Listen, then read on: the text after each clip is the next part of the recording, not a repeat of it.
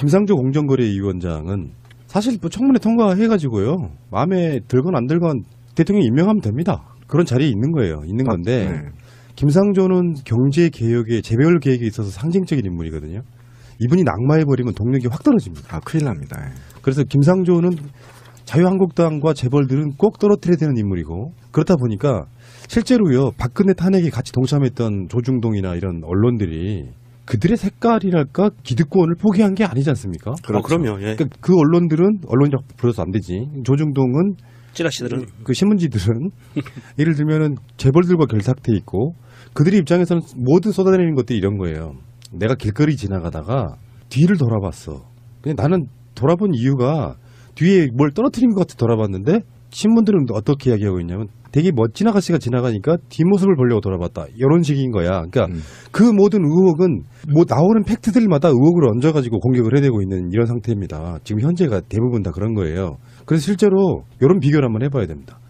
박근혜나 이명박 정부 때 나왔던 후보자들은 대충으로 보면은 이장전이면 정말 껌이었고 그중에 가장 하위 수준의 것들이었고 그것도 부동산 투기 목적의 것들이었고 그 위에 뭐 세금 탈루라든지 논문 표절이라든지 그런 등등의 것들이 훨씬 더 많이 있었기 때문에 근데 이런 게 있어요. 언론이 갖고 있는 정말 못된 풍토랄까 습성은 뭐냐면은 어차피 그 사람의 의혹은 있잖아요. 오히려 당시에는 위장전이면 큰 이슈도 안 될 정도로 더 큰 어마어마한 죄가 있었어. 그래서 이 후보자에 대해서 언론들이 10개 정도의 의혹을 쏟아내요.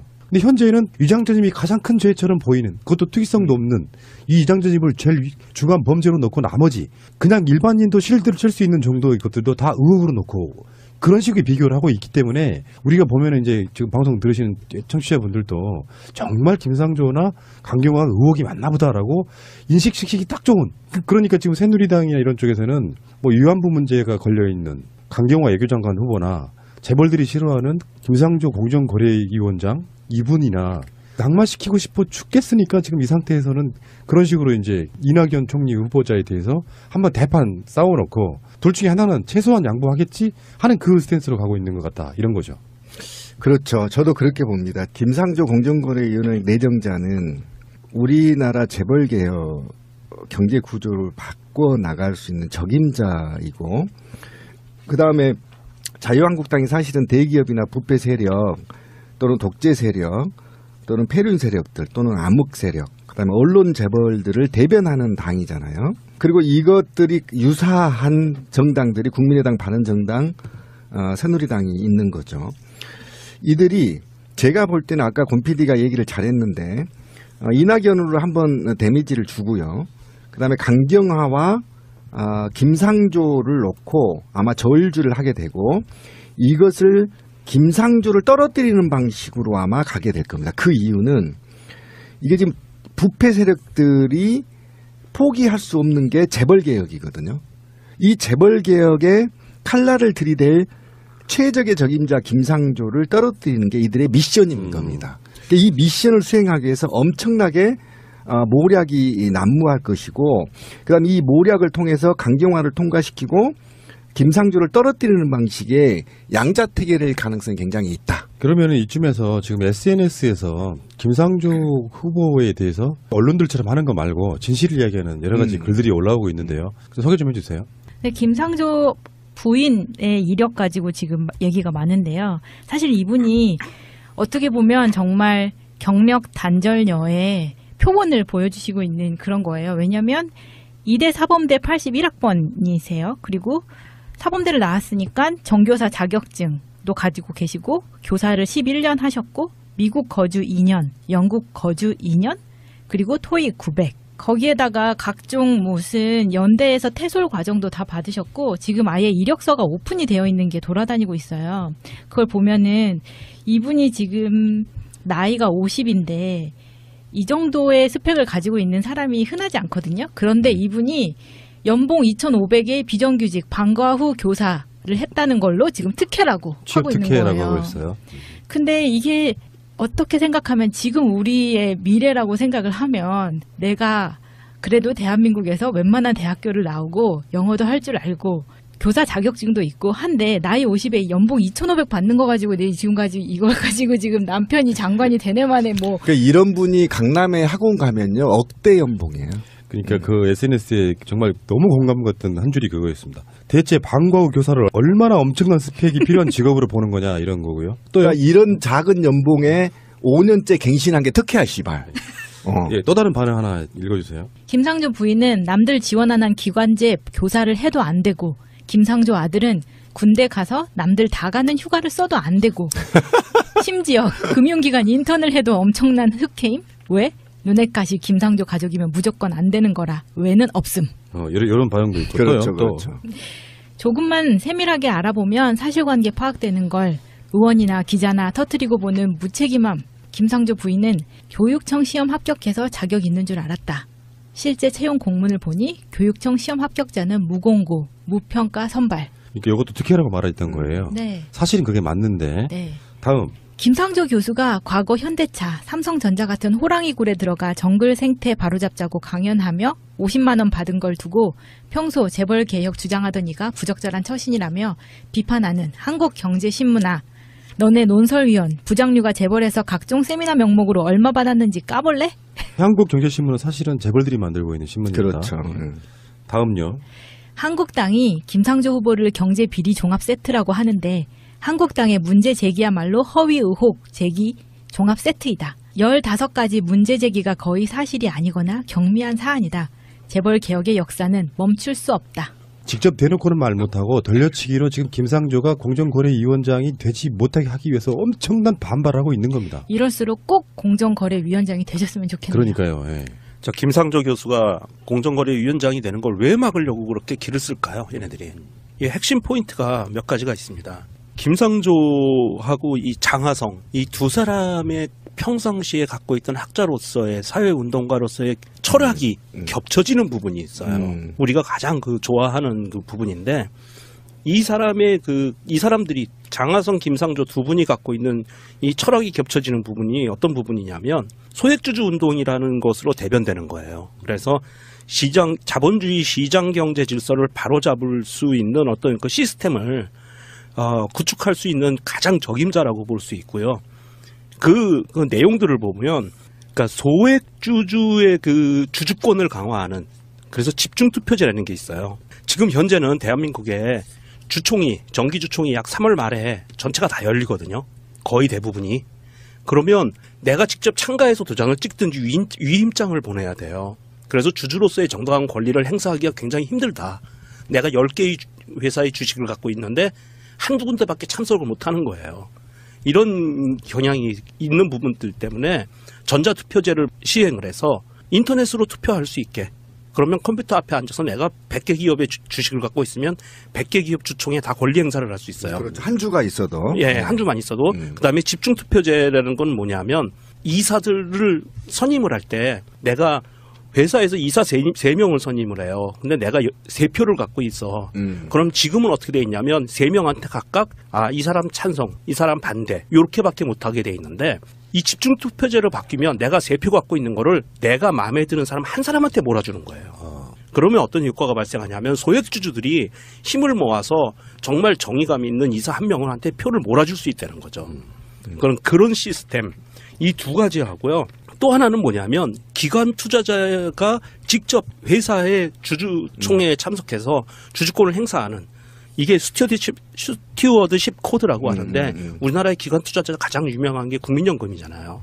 이 국민연금이 삼성전자 주주총회에 참여해서 주주의 권리를 위해서, 그리고 회사가 불법적으로 나쁜 방향으로 가는 거에 대해서 주주로서 정당한 권리를 행사하는 거, 이거 3가지를 지금 장하성, 김상조 교수가 이 두 분이 갖고 있는 그 경제 철학에 대해서 공통점이에요. 그게 바로 그 주식회사의 원래 철학인 거예요. 원래 그렇죠. 그렇게 돼야 되는 거예요. 그러니까 이 대한민국의 재벌 기업들이 이걸 제일 무서워하는 그렇죠. 거예요. 그래서 철저히 지금 그 각종 언론 다 아시겠지만 경제신문이라든지 조중동, 한겨레, 기타 등등 모든 언론을 통해서 전면 광고를 막 대기업들이 줘요. 그러면서 기사 논조를 그렇게 바꿔가고 있어요. 그렇지. 장하성 까기로. 주식회사는요, 원래 족벌 경영을 못하게 돼 있는 거예요. 못하게 하려고 주식회사를 만든 거예요. 그럼요. 예, 그렇죠. 그래서 그 주권 행위를 한 주라도 갖고 있는 사람도 가야 되는데, 네네. 이렇게 되면 지금 족벌 경영을 못 합니다. 예, 그래서 이게 결과가 그렇게 될 거예요. 왜 예. 그러냐면 이게 방어권을 행사할 수가 없어요. 맞아요. 그래서 이 정당한 주주의 권리를 행사할 수 있는 시스템을 만들려고 하니까 재벌 기업들이 지금 저항을 하고 있는 거고요. 그래서 말도 안 되는 정말 반대를 위한 반대의 어떤 논리들을 나오는 것 중에 그 가장 이번에 황당하게 핵심적으로 터졌던 게 JTBC 뉴스에서 터졌죠. 컨테이너 사건, 기획부동산 사건. 이게 지금 가장 황당한 사건이 터진 거예요. 그 김상조 교수가 과거 현대차 삼성전자 들어가서 강연에 50만 원 받은 거예요. 저 불만 엄청 많거든요. 이 노동계 바닥이 말이에요. 진보 민주 인사한테는 이렇게 50만 원, 40만 원 줘요. 근데 새누리당 누 있잖아요. 그쪽에 경제계 이쪽으로 초평하면 보통 150만 원 주거든요. 그러니까 저도 이게 50만 원 굉장히 기분 나쁜 진짜 거예요. 깜짝 놀랐어요. 저도 정교조 교육과 가지고 150만 원 받았거든요. 4시간 하고 당당하게 받았어요. 근데 김상조는 나에 비하면 적어도 한 몇백은 더 받아야 되잖아. 그런데 50만 원 받으면 이거는 그냥 차비만 준 거야, 씨발. 이게 무슨 이게 의혹이고 무슨, 아유, 정말 답답합니다. 이 차비도 안 나와요, 착국고 가면. 그런데 말이에요. 지금 현재 김상조 교수보다 더 지금 집중 포화를 맡고 있는 게 강경화 후보자인데 그렇죠. 강경화 후보자에 대한 의혹은 지금 뭐 제가 어떤 종편에서 그 의혹을 이제 그 세트로 이렇게 쭉 해놨다고요. 그러니까 문재인 대통령의 5대 인사 배제 원칙에 하나씩 다 들어가 있다는 거야. 의혹이. 그러니까 그냥 의혹일 뿐이에요. 때려 맞추는데 이를테면은 집을 사주면서 증여세 누락했다. 200만 원. 그것은 탄류가 사실 아닙니다. 연체한 거죠. 왜냐면 어차피 내야 되는 돈이에요. 누락은 뭐냐면은 교묘한 방법으로 아예 법적으로 안 내게끔 만들어주는 거예요. 그러니까 어차피 그게 남아있는 상태에서 주로 해외에 있었기 때문에 거기에 대해서는 연체가 되고 있던 거를 냈어요. 그런 문제는 수도 없이 많아요. 이명박이 건강보험 그 부자가 10,000원씩 냈던 뭐 그런 것들이 사실은 진짜로 지탄받아야 될 일인 거고요. 그러니까 그 세트에 거기다가 하나씩 집어넣어가지고 만들어 놓고 쉴드 치는 거 보니까 어떤 식이냐면은 일단 채널A 같은 방송은 5대 인사 배제 원칙에 딱 하나씩 이러이러한 의혹이 있다고 제시를 합니다. 그리고 패널들한테 물어봐요. 패널들이 그걸 쉴드 쳐주고 있어. 그러니까 사회자는 그거를 의혹이고 뭔가 잘못된 거를 몰고 가려고 하는데 나온 패널들이 세상이 바뀐 걸 알아. 그래가지고 요거는 먹고 사야 되니까. 요것도 의혹이라면 의혹일 수 있겠네요 정도로 넘어가는 거예요. 그러니까 우리 마음속으로 이런 프레임도 안 돼요. 뭐 자유한국당이 이낙연은 이제 뭐 통과됐다고 치더라도 김상조와 강경화는 둘 중에 하나를 낙마시킬 것이다라는 프레임이 쫙 번지잖아요. 그러면 둘 중에 하나 또는 둘 다 낙마가 되면 그럴 줄 알고 우리가 반말이 없어지는 거예요. 그러지 말고 나는 정말 지키고 싶은 두 사람이라고 생각하면요. 말도 안 되는 것들에 대한 쉴드는 저는 쳐야 된다고 보고 이게 오용방송 생활이 해야 될 일이라고 생각합니다. 컨테이너 이야기를 잠깐만 해볼게요. 그 이일병 교수가 지금 강경화 후보자의 남편이시죠? 예. 그 컨테이너 이야기 좀 우리 팩트 폭격기 병정님이 좀 말씀 좀 해주십시오. JTBC 뉴스에서 이게 발단이 됐는데요. JTBC 뉴스에서는 이 컨테이너를 쌓아서 만들어 놓은 농가 주택이죠. 이 주택을 기획부동산을 매입을 한 거다. 부동산 투기다라고 뉴스를 내보내면서 취재를 안 했어요. 일단 취재를 안 한 티가 어디서 나냐 하면 가서 사진도 안 찍었어요. 사진도 안 찍고 로드맵 있죠. 다음 로드맵에서 예. 그 이미지를 캡처해가지고 기자 새끼가 이거 말도 안 되는 거. 그거를 요즘에 붙인 명칭이 노룩 취재예요. 아, 노룩 취재. 이게 신참 기자가 했는데, 자, 우리 손석희 씨가 진행하는 뉴스인데, 자, 이게 SBS에서 난리가 난 적이 있었죠. 지난번 대통령 선거 기간에 김성준 앵커인가요? 나와서 오랜 시간 동안 사과 방송도 하고 했는데, 이번 JTBC는 어떻게 이거에 대처할 수 있을지 모르겠고요. 그 부분은 좀 팩트를 얘기 좀 더 해주면 부동산 투기를 위해서 집을 샀다는 게 핵심인 거잖아요. 네. 예, 그렇죠. 근데 실제로 보면은 살기 위해서 거제도에서 거주하는 목적으로 네. 이일병 교수가 직접 짓는 과정을 되게 허접해요. 그러니까 막 대단한 고급 자재로 막 대단하게 만드는 게 아니라 무슨 배관 하나를 다 직접 해가면서 만든 거 어떻게 그렇게 기획부동산이라고 이야기를 합니까? 예, 그 얘기를 좀 얘기를 해봐야 될 것 같은데 정말 얄밉고 더러운 것 같아요. 왜 그러냐면 얘기를 좀 드리면 상득이가 경기도 땅에 사서 IC죠. 인터체인지를 연결해서 땅값이 수배 오르는 것. 응? 수배 오르는 것. 그리고 일부의 그린벨트를 사서 그 그린벨트를 용도 변경하고 용도 변경하기 위해서 법률적으로 하자가 없게끔 인위적으로 만들어 나가는 것.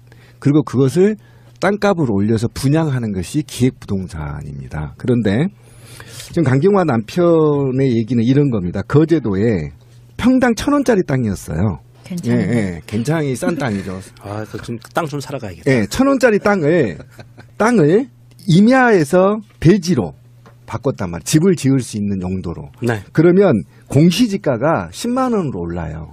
예, 예, 그렇죠. 예, 공시지가가. 맞아요. 그런데 말이죠. 제가 이 얘기를 해주고 싶어요. 서울의 인구를 빼기 위해서 경기도가 수십 년 동안 과거에 어떤 방식을 썼냐면요. 그린벨트 지역이나 개발 금지 구역에 네.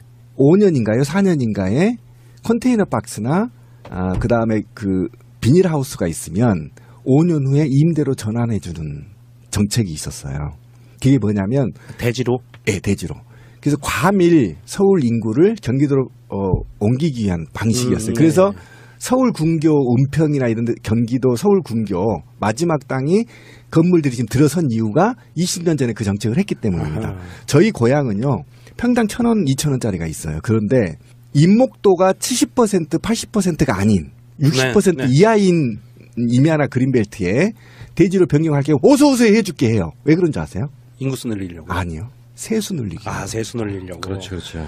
그래서 지자체하고 서울 군계하고는 완전히 달라요. 뉘앙스가. 이건 기획부동산이 아니에요. 그러니까 나무가 보호목이나 잡목들은 상관없어요. 잡목들에서 대지로 바꿔줄게. 얼른 바꿔줄게. 1,000원짜리 세금 받는 데 있잖아요. 10만 원이면 지자체는 재정자립도가 9%, 7% 거제도가 거기서 서울에 있는 사람이 내려가서 살 테니까 대지로 바꿔주면 어디서 바꿔줄게. 세금이 10배 이상 차이 나요. 그럼 지자체 세금 늘어나잖아. 돈도 없는데. 예스입니다. 예스. 이건 기획부동산이 아니라고. 자, 이게 우리 기획부동산이라고 뉴스 난 거를 좀 꼼꼼히 따져봐야 되는데, 이 컨테이너 하우스에 두 가지 이슈가 걸려 있는 거예요. 하나는 기획부동산으로 인한 부동산 투기, 그리고 결과적으로 나오는 증여세 누락, 증여세 납부됐죠. 이 두 가지 건이 걸리는데, 연체 해결한 거예요. 예, 연체 해결. 그렇지. 연체 납부. 첫 번째, 부동산 투기가 말이 안 되는 이유. 이건 뭐냐면, 자, 우리 기획부동산이라서 땅을 필지를 나눠서 분양을 합니다. 그러면 필지를 나누면 대지로 되면 이미 땅값이 올라가잖아요. 그럼 사는 사람은 그거를 수도권이라면 이게 가격 폭등을 하기 위한 목적으로 그렇죠. 사면 예, 이게 투기예요. 아니 근데 서울 군계는요. 대지로 전화를 안 해줘요. 잘. 가격이 됐다 엄청나게 그러면 차니까. 예, 뭐 저기 뭐 용인이라든지 이런 쪽 그렇죠. 가면 이제 하잖아요. 자, 그런데 이 지금 거제도에는 이 이일병 교수가 한 이 집은요 분할해서 샀는데 이게 살 때 대지가 아니었어요. 요거 잘 보셔야 돼요. 대지가 아닌 상태에서 사서 여기다 대지로 변경을 합니다. 본인이. 그렇죠. 네. 그리고 집을 져요. 컨테이너 하우스를 놔요. 자, 그러면 어떻게 되냐면 땅값을 자기가 비싸게 내서 세금을 많이 내는 거예요. 그래 맞아요. 예, 그걸 굳이 할 필요가 없는데도 불구하고 그렇게 밟아갔다. 그래서 세금을 이일병 교수가 직접 냈다. 높은 세금을. 그러면서 이걸 두 딸 명의로다가 나중에 바꾼 걸로 보여요. 그러면서 여기서 이 시간 타임의 타임을 잘못 잡아서 증여세가 누락이 됐었던, 그러니까 누락이 아니죠. 증여세를 연체 납부했었던 이런 것들이 걸리는 것 같고요.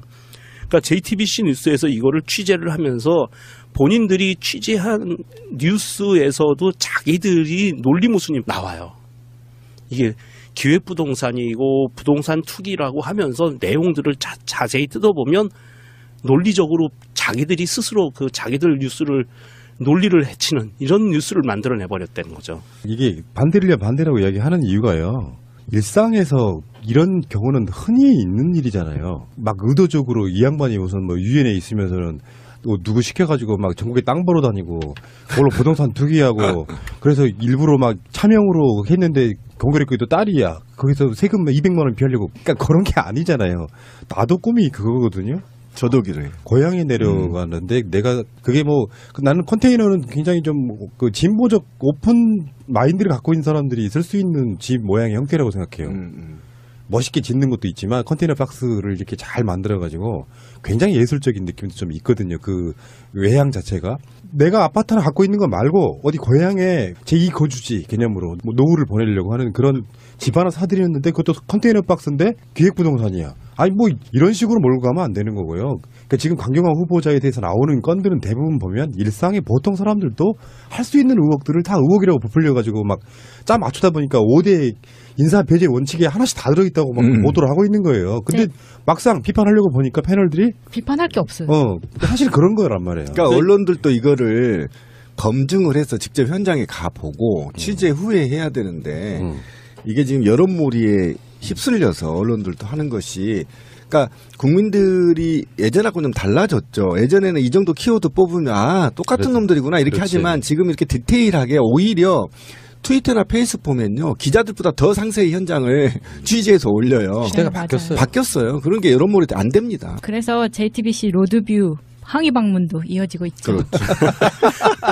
그것도 비유하기 예, 우리가 이 컨테이너 하우스를 짓는 건 두 가지가 있는데요. 농가주택으로 많이 짓죠, 시골에서.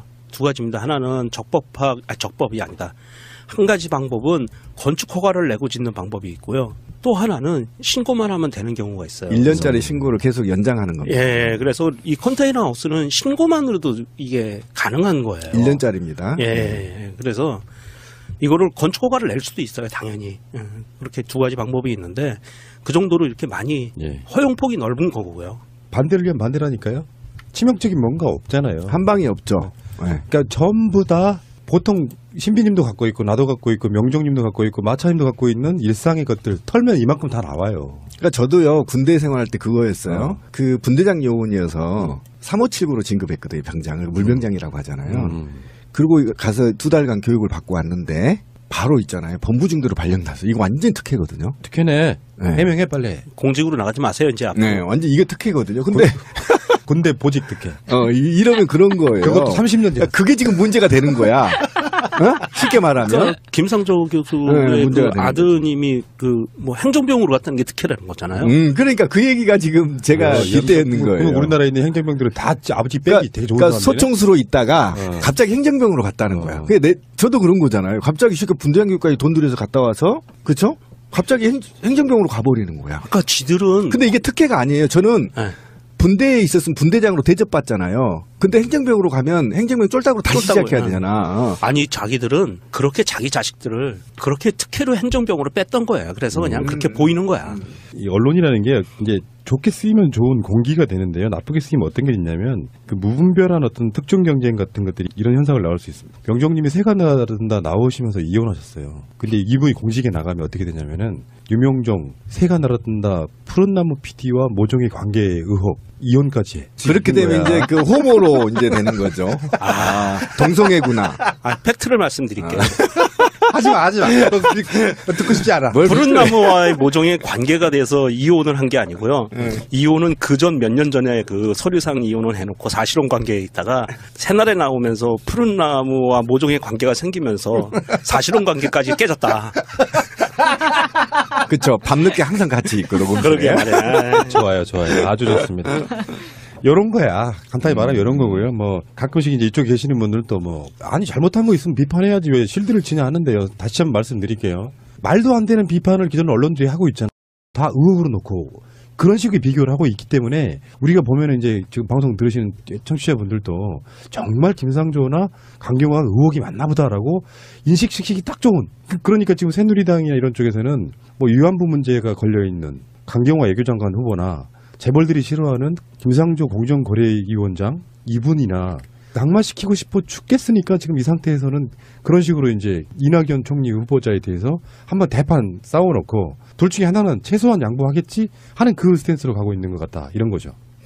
그렇죠. 저도 그렇게 봅니다. 김상조 공정거래위원회 내정자는 우리나라 재벌개혁 경제 구조를 바꿔 나갈 수 있는 적임자이고 그다음에 자유한국당이 사실은 대기업이나 부패 세력 또는 독재 세력 또는 폐륜 세력들 또는 암흑 세력 그다음에 언론 재벌들을 대변하는 당이잖아요. 그리고 이것들이 유사한 정당들이 국민의당, 바른정당, 새누리당이 있는 거죠. 이들이 제가 볼 때는 아까 권 PD가 얘기를 잘했는데 이낙연으로 한번 데미지를 주고요. 그다음에 강경화와 김상조를 놓고 아마 저울질을 하게 되고 이것을 김상조를 떨어뜨리는 방식으로 아마 가게 될 겁니다. 그 이유는 이게 지금 부패 세력들이 포기할 수 없는 게 재벌개혁이거든요. 이 재벌개혁에 칼날을 들이댈 최적의 적임자 김상조를 떨어뜨리는 게 이들의 미션인 겁니다. 이 미션을 수행하기 위해서 엄청나게 모략이 난무할 것이고 그다음 이 모략을 통해서 강경화를 통과시키고 김상조를 떨어뜨리는 방식의 김상조 공정거래위원장은 사실 뭐 청문회 통과해가지고요. 마음에 들건 안 들건 대통령 임명하면 됩니다. 그런 자리에 있는 거예요. 있는 건데 네. 김상조는 경제개혁에 재벌 계획에 있어서 상징적인 인물이거든요. 이분이 낙마해버리면 동력이 확 떨어집니다. 큰일 납니다. 그래서 김상조는 자유한국당과 재벌들은 꼭 떨어뜨려야 되는 인물이고 그렇다 보니까 실제로요. 박근혜 탄핵에 같이 동참했던 조중동이나 이런 언론들이 그들의 색깔이랄까 기득권을 포기한 게 아니지 않습니까? 그럼요. 예. 그러니까 그 언론이라고 불러서 안 되지. 조중동은 찌라시들은 그 신문지들은 예를 들면은 재벌들과 결탁돼 있고 그들의 입장에서는 모든 쏟아내리는 것들이 이런 거예요. 내가 길거리 지나가다가 뒤를 돌아봤어. 근데 나는 돌아본 이유가 뒤에 뭘 떨어뜨린 것 같아 돌아봤는데 신문들은 어떻게 이야기하고 있냐면 되게 멋진 아가씨가 지나가니까 뒷모습을 보려고 돌아봤다. 이런 식인 거야. 그러니까 그 모든 의혹은 뭐 나오는 팩트들마다 의혹을 얹어가지고 공격을 해대고 있는 이런 상태입니다. 지금 현재가 대부분 다 그런 거예요. 그래서 실제로 이런 비교를 한번 해봐야 됩니다. 박근혜나 이명박 정부 때 나왔던 후보자들은 대충으로 보면은 이장전이면 정말 껌이었고 그중에 가장 하위 수준의 것들이었고 그것도 부동산 투기 목적의 것들이었고 그 위에 뭐 세금 탈루라든지 논문 표절이라든지 그런 등등의 것들이 훨씬 더 많이 있었기 때문에 근데 이런 게 있어요. 언론이 갖고 있는 정말 못된 풍토랄까 습성은 뭐냐면은 어차피 그 사람의 의혹은 있잖아요. 오히려 당시에는 유장전이면 큰 이슈도 안 될 정도로 더 큰 어마어마한 죄가 있었어. 그래서 이 후보자에 대해서 언론들이 10개 정도의 의혹을 쏟아내요. 근데 현재는 유장전입이 가장 큰 죄처럼 보이는 그것도 특이성도 없는 이 유장전입을 제일 중요한 범죄로 넣고 나머지 그냥 일반인도 실드를 칠 수 있는 정도의 것들도 뭐냐면 소액주주 운동이라는 것으로 대변되는 거예요. 그래서 자본주의 시장 경제 질서를 바로잡을 수 있는 어떤 그 시스템을 구축할 수 있는 가장 적임자라고 볼 수 있고요. 그 내용들을 보면, 그러니까 소액주주의 그 주주권을 강화하는 그래서 집중투표제라는 게 있어요. 지금 현재는 대한민국에 주총이 정기주총이 약 3월 말에 전체가 다 열리거든요. 거의 대부분이. 그러면 내가 직접 참가해서 도장을 찍든지 위임장을 보내야 돼요. 그래서 주주로서의 정당한 권리를 행사하기가 굉장히 힘들다. 내가 10개의 회사의 주식을 갖고 있는데 한두 군데밖에 참석을 못하는 거예요.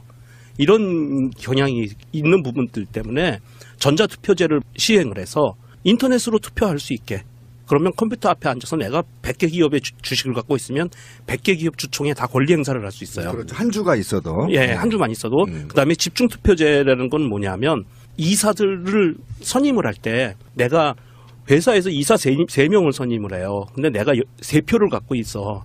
그럼 지금은 어떻게 돼 있냐면 3명한테 각각 이 사람 찬성, 이 사람 반대 이렇게밖에 못하게 돼 있는데 이 집중투표제로 바뀌면 내가 3표 갖고 있는 거를 내가 마음에 드는 사람 한 사람한테 몰아주는 거예요. 그러면 어떤 효과가 발생하냐면 소액주주들이 힘을 모아서 정말 정의감 있는 이사 한 명한테 표를 몰아줄 수 있다는 거죠. 그런 시스템 이 두 가지 하고요. 또 하나는 뭐냐면 기관 투자자가 직접 회사의 주주총회에 참석해서 주주권을 행사하는 이게 스튜어드십 코드라고 하는데 우리나라의 기관 투자자가 가장 유명한 게 국민연금이잖아요. 이 국민연금이 삼성전자 주주총회 따태기를 가능성이 굉장히 있다. 그러면은 이쯤에서 지금 SNS에서 김상조 후보에 대해서 언론들처럼 하는 거 말고 진실을 이야기하는 여러 가지 글들이 올라오고 있는데요. 소개 좀 해주세요. 네, 김상조 부인의 이력 가지고 지금 얘기가 많은데요. 사실 이분이 어떻게 보면 정말 경력 단절녀의 표본을 보여주시고 있는 그런 거예요. 왜냐하면 이대 사범대 81학번이세요. 그리고 사범대를 나왔으니까 정교사 자격증도 가지고 계시고 교사를 11년 하셨고 미국 거주 2년, 영국 거주 2년, 그리고 토익 900. 거기에다가 각종 무슨 연대에서 태솔 과정도 다 받으셨고 지금 아예 이력서가 오픈이 되어 있는 게 돌아다니고 있어요. 그걸 보면은 이분이 지금 나이가 50인데 이 정도의 스펙을 가지고 있는 사람이 흔하지 않거든요. 그런데 이분이 연봉 2,500의 비정규직 방과 후 교사를 했다는 걸로 지금 특혜라고 취업 하고 있는 특혜라고 거예요. 하고 있어요.